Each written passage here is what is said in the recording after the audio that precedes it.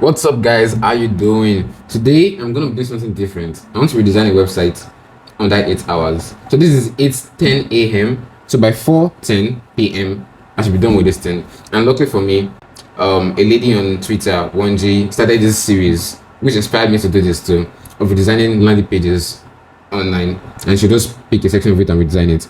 I went through tweets and I looked for someone that shared theirs, and I saw this guy.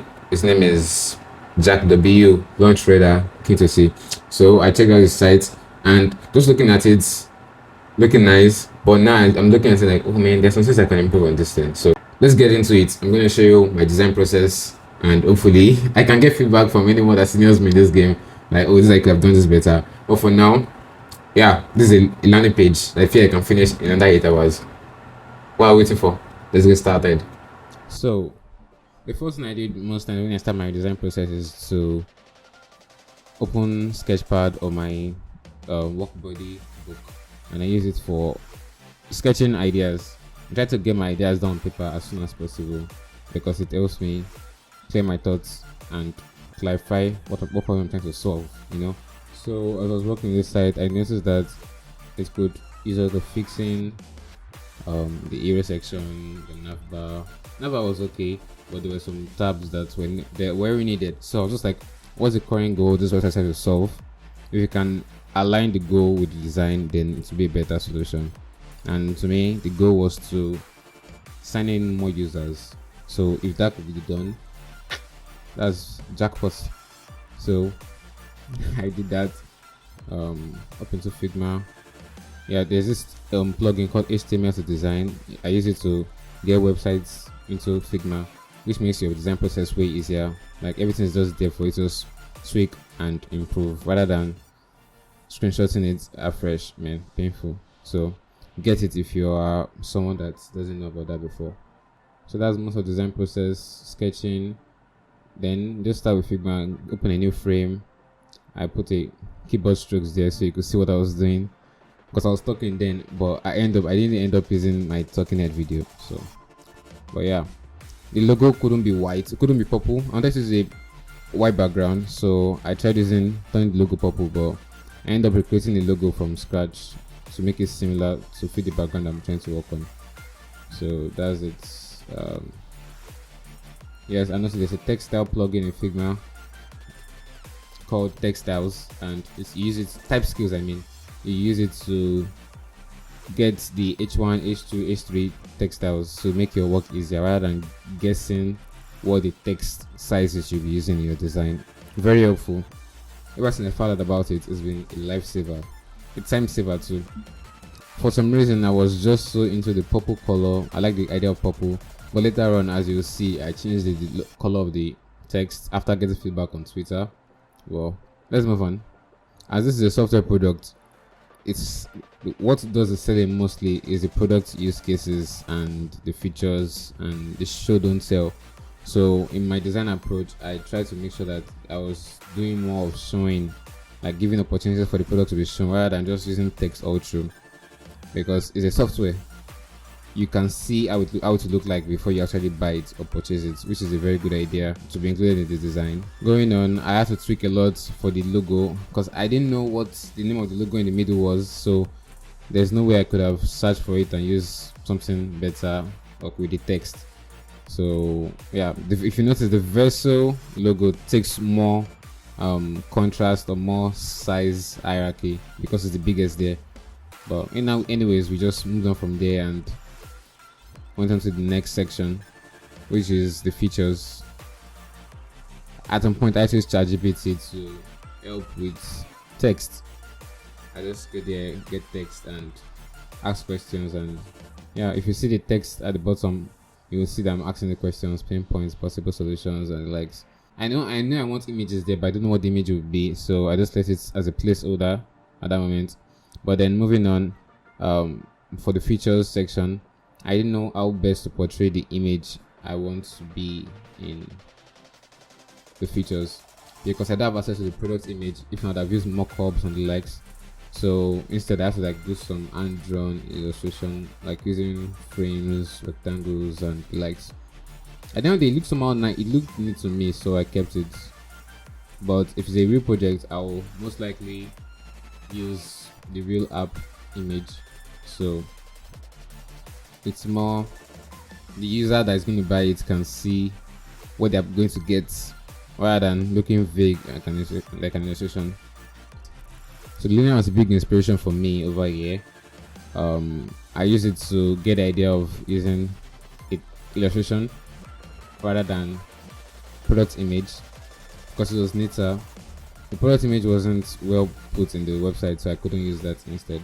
Overall, this was my process looked like, and it looked really neat at the end of the day. I really like how it turned out, and it can be better though. The thing about all the design stuff is that if you know the basics of Figma, auto layout, padding, margin, these things will be easy for you overall because it's just applying the same principles over multiple elements in a way. And Iconify was a great plugin. I use it for so many things. Yeah. Probably I'll make a video of the plugins I use in Figma. One of the things I later had issue with was with the purple work. I use purple for almost everything in this video. And since I couldn't make another illustration due to shortage of time, I just use the same illustration while changing the text for every single one of them. Plus I have some copywriting knowledge, so I had some ideas on how best to make a product sound boom boom boom rather than just something bland. So basically retweaking some parts of the website were good already, like the testimonial section. It was already okay, but one of the reason I changed the layout was because I actually learned this from someone who seniors me in design. It's important that your website is consistent. So if you have a centered website from the beginning, keep it centered. If you have a left aligned website, keep it left aligned. Don't use left aligned then center and all, so it affects the user. Like I don't know what word exactly, but it affects the user engagement with it. Just like affecting the eyes, how the eyes is looking at it. So make it flow. Very important for UX user experience. Notice I went back again to fix it up with better bullet points. It might have taken more time, but then it look way better than just random bullet points. Something I learned from this book. What's the book called?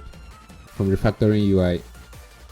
If you can make something look custom, always do it. So yeah, pricing plans, the same old, just there.